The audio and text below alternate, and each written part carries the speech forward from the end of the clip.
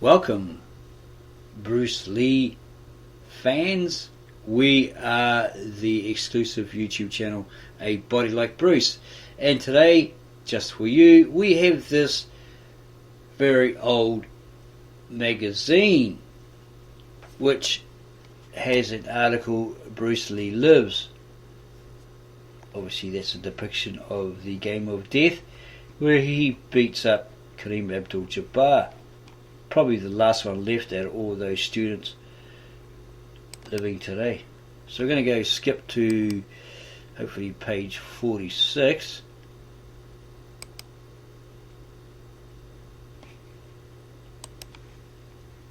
To read that article. Bruce Lee, still dope after all these years, by Bob Mack. Why Bruce Lee? Because Mike D said so, that's why. At least that's how it was at first, because to tell you the truth, this writer had no idea why Mike was so keen to put Bruce on the cover of the first issue of this particular magazine. It certainly wasn't because any of us are into the martial arts. Maybe it was because Grandmaster Flash took his name from a Bruce flick, or because Lee Perry had a picture of Bruce adorning his mixing board at Black Art Studios. At any rate, the writer didn't have any better ideas, and Keyboard Money Mark said he was friends with a friend of Bruce's son, Brandon. So the writer figured if he reread Mia Jacobson's famous Village Voice article, Paranoid Notes on the Strange Death of Bruce Lee, we'd be off to the races. Next thing he knew, Brandon was dead. Other writers were telling him the story was cursed, and Mike was thinking of dropping the idea altogether because there was also a Bruce movie and bio due out soon. No way, he said, the movie will be weak, don't know, haven't seen it, and the bio will be whack. It was written by former Elvis Costello bassist Bruce Thomas and has been delayed indefinitely by St. Martin's Press. And besides, by then he'd figured out why Mike wanted Bruce on the cover in the first place. Bruce Lee is on the cover because Bruce Lee is dope. And the dopest thing about him is, or was, his sense of style. Bruce Lee was not just a movie star, he was a star. That's why it took until this year, this particular year of the magazine, 1993, for him to be awarded one on the Hollywood Walk of Fame. He said his style was no style, and whilst that's true, it's also misleading. He had more sheer style, with a capital S, than anyone since Jimmy Dean or Marilyn Monroe. Consequently, he was compared to many other stars. To one critic, he was the Sean Connery of the East, and to another, he was the first great physical star since Burt Lancaster in the swashbuckling period. Still another claimed that he leaped and pirouetted with the agility of a Baryshnikov. His disciple Dan Inosantos likened him to no less than Genghis Khan, Houdini, Edison, Jackie Robinson, Jonathan Livingston Seagull, and Alexander the Great. Not that the author should laugh, or the writer should laugh. He once compared Adrock to Alexander too.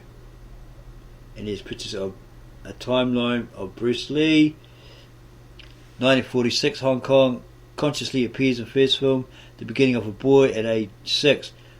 Will eventually appear in over 20 films as a child actor, and so forth. And then there's this book, Chinese Kung Fu.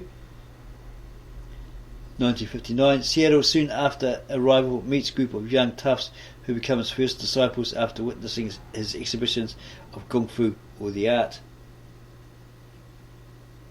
1965, Los Angeles. Dozier pays Bruce $1,800 retainer to wait a year for the Green Hornet to begin.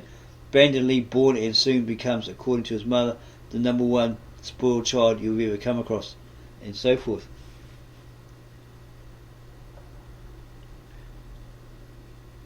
And this writer continues with, but personally Bruce reminded him of Bob Marley. His charisma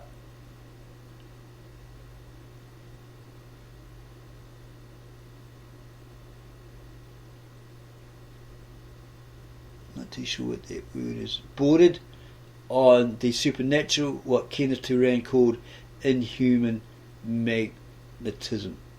In fact, just like Bob, Bruce literally wrestled with his demons, what Marley called duppies, as in his famous Lee Perry produced song Duppy Conqueror.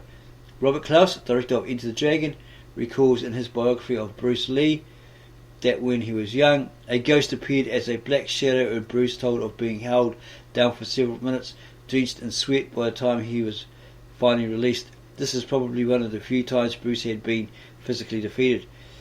It's also eerily similar to a story about Bob Marley, which the writer quoted, but it's from the biography written by that editor of Billboard who once dissed the Beastie Boys and who wears a bow tie.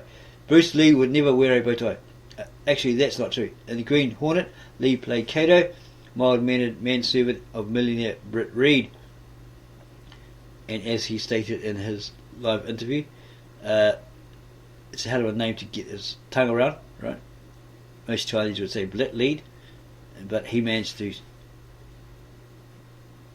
through practice, say Britt Reed. As a manservant, Kato wore a white smoking jacket and whack black bow tie. Fortunately, nobody remembers him that way, and it's the Kato as kamikaze karate kicking sidekick, decked out in a black mask and cap that we all know and love, literally dressed to kill. Kato was no gung fu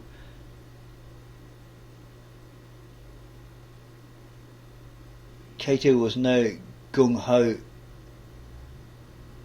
schmo like the boy Wonder on Batman, right? Dick Ward. More like the Eighth Wonder, and he hardly said a word. Didn't have to. The stare, made all the more menacing by his mark, said it all. In turn, the stare begat his style. He could stare holes in rocks, says Clouse, would that we could at once strike with the eyes. Bruce himself exclaimed, but when Bruce did, he wasn't just giving you the evil eye.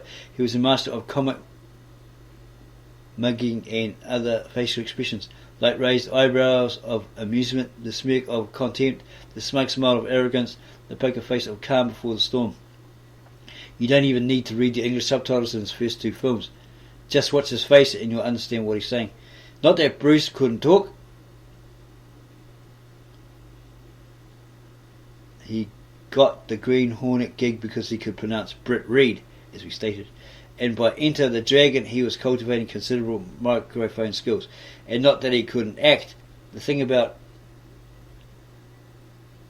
Bruce, screenwriter Sterling Sullivan understood, was his real ability to entertain and come alive in front of people.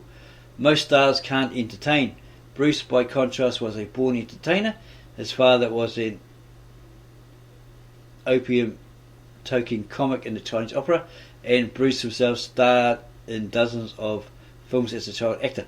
By 1958, at the age of 18, he had been crowned Cha-Cha King of Hong Kong and already possessed what most people never develop, flavour, according to Clouse. Bruce was good looking, a great dancer, and dressed in the mode of the day. For many hours he stood before mirrors, combing his hair and preening. When he took to the street, he was ready for every encounter, from a new girl to an old fight, a steel chain wrapped around his waist. In 1958, Bruce left Hong Kong and, after a brief stop in San Francisco, moved to Seattle, where he stayed till 1963. During his stay in Seattle, Bruce looked like a Mormon missionary who seemed about as dangerous as Don Knotts, in the words of one of his students. Remember Don Knotts, who was a comedian on Three's Company? He was Mr. Roper. In the words of one of his students, his widow Linda had a better eye. He was 23 and gorgeous. He would wear a black Italian Hong Kong tailored suit, a purple shirt, a skinny black silk tie, and his hair slicked back with a curl kind of coming around his forehead. Even the lining of his jacket was purple silk. He looked like he had just walked out of West Side Story, which was playing then. He was suave and debonair and big city. Bruce, who ironed his own clothes, would continue to kick the fly duds till the day he died. though unfortunately he passed away before he could drive his $60,000 gold Rolls Royce Cognite convertible with built-in bar, fridge and plaque reading specifically built for Bruce Lee. He did, however, find time to wear zip-up, ankle-length beetle boots, double-breasted leisure suits with baby elephant collars, see-through Peter Fonda shaped shades, a post-mop top, Vitalis dry look hairdo, velour pants, a leather-trimmed double-buckled cardigan, faded bell-bottom jeans with exposed buttons from crotch to navel, silk shirts, corduroy blazers, platform stomps, black turtlenecks and cat burglar suits, tank tops, beaded necklaces, and even those funny embroidered barber's shirts that Puerto Ricans like, not to mention his two best get-ups ever, the Green Hornet garb and the yellow motorcycle jumpsuit with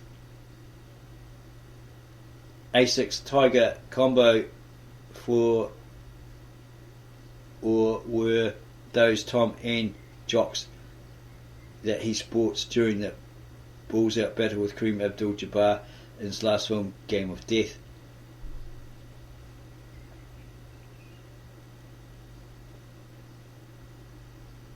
By the way, Bruce was the first S6 athlete and always wore the OG white leather tigers with ridged soles and red and blue stripes that Balthazar Giri once made fun of this writer for wearing.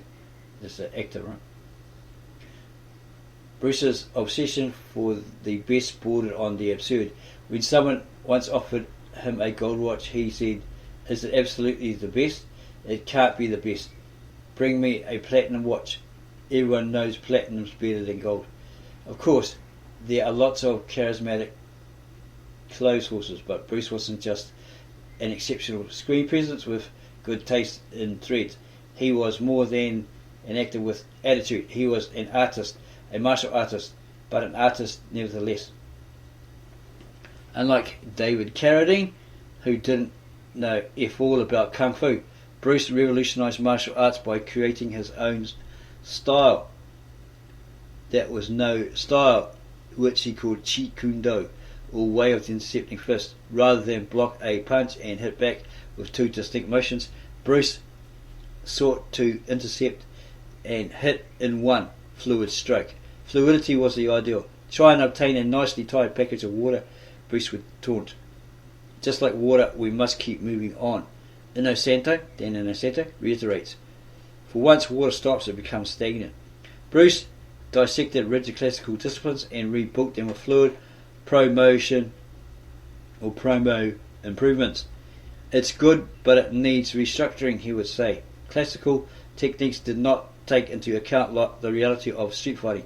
Jeet Kune Do did. It was pragmatic, reality-based, empirical, not a bunch of stances, postures and mumbo-jumbo handed down from antiquity. Bruce utilised all ways but was bound by none. Efficiency is anything that scores. You see, Bruce once said, many people come to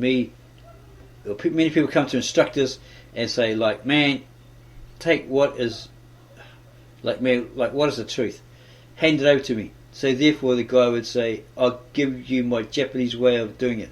And another guy would say, I'll give you the Chinese way of doing it.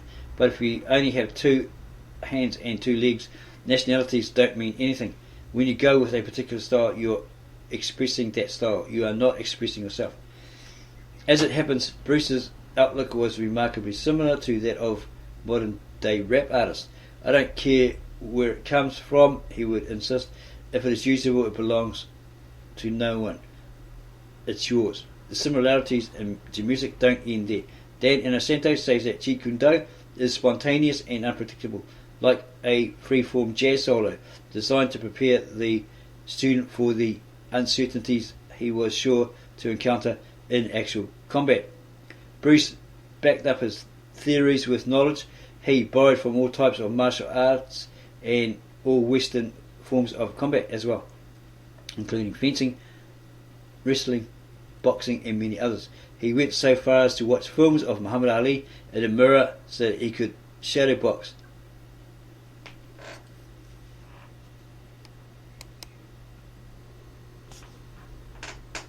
along with the champ. Bruce too thought Ali was the greatest and that he could never win a fight with him. Look at my hand. That's a little Chinese head. He'd kill me. He was, as Clouse notes, one of the few conceptual martial artists ever so conceptual that through fighting he hoped to find freedom. He wrote several books replete with detailed drawings of exercises, fighting methods and proposed inventions for new weapons. These drawings are the spookiest of all. The only thing that you can compare them to, as Dan Inosantos does, are Leonardo's sketches. Okay. So we're getting a little carried away. Bruce Lee was no Leonardo. As for his philosophy, his best friends used to say that he only talked about it when girls were around, and one of these ex-girlfriends says that he spouted a great deal of Oriental wisdom that he did not follow himself. In fact, one could make the case that he was nothing but a glorified street thug. It's certainly true that the guy was kind of a dick, or as his widow puts it, no plaster saint. Clouse recalls that. The first time he met you, you'd expect him to shake hands, but instead he'd step back and flick out his foot so fast that you could feel the air move right at the tip of your nose. Then he'd take your hand and place it on his stomach. It was kind of his calling card. My favourite example of Bruce's colourful rudeness has got to be the time he dissed the Greek playboy Taki in a Gestad chalet. Who is your sensei? Bruce asked. When Taki, who fashions himself a tough guy, tried to reply, Bruce cut him off. I know of him. He's no good. Harsh, but hey, most leaders are bullies anyway, and Bruce was certainly a unique, potentially galvanising leader who meant many things to many races. To his own Chinese, he was a national hero who urged his countrymen to shake off the shackles of a centuries-old inferiority complex. To the inner, black and Puerto Rican youths, who were the first Americans to flock to his films, he provided secret powers that could be used to kick Whitey's ass. And to Whitey himself, Bruce was an updated Charles Atlas for vengeful nerds. To be sure, this last has resulted in America becoming a nation of time bombs. Not just bouncers break your jaw at the drop of a hat anymore. It could be anyone. President Clinton, for example, knows Taekwondo. As if that's not scary enough, Bruce can also be blamed for such diverse, deplorable cultural phenomena as the Karate Kid, Teenage Mutant Ninja Turtles, Chuck Norris's Right Guard commercial, and that bootleg porn film of Jane Kennedy, which is known in some circles as Fists of Fury. Hopefully, however, the good that Bruce Lee does for Asians and other minorities will someday outweigh the self-justification he's been given to a bunch of white geeks. Okay, and it continues.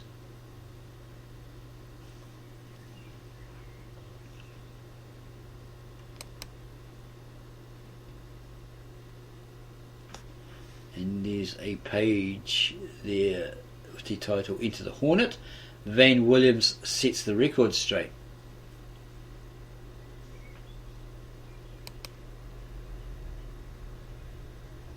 Conversation with Kareem Abdul-Jabbar. Thoughts on his friend and Sensei Bruce Lee by Michael Diamond. Got a few articles here. And this one here reviewing The Dragon. Fists of Fury, the Chinese Connection, Return of the Dragon, Enter the Dragon, Game of Death, the Bruce Lee documentary. So it's reviewing all those movies. Okay, so we hope that you've enjoyed this video about the late great Bruce Lee. If you did, please subscribe to our channel. Stop looking at these two young girls here and subscribe to our channel. Give us a like and then add your comments below the video. Tell us what you thought about this particular video, and we'll get back to you on those as soon as we can. And don't forget to share it with all your family, friends, neighbours, strangers and others who are fanatical Bruce Lee fans. We are a body like Bruce. Thank you for taking the time to watch this, our latest video upload.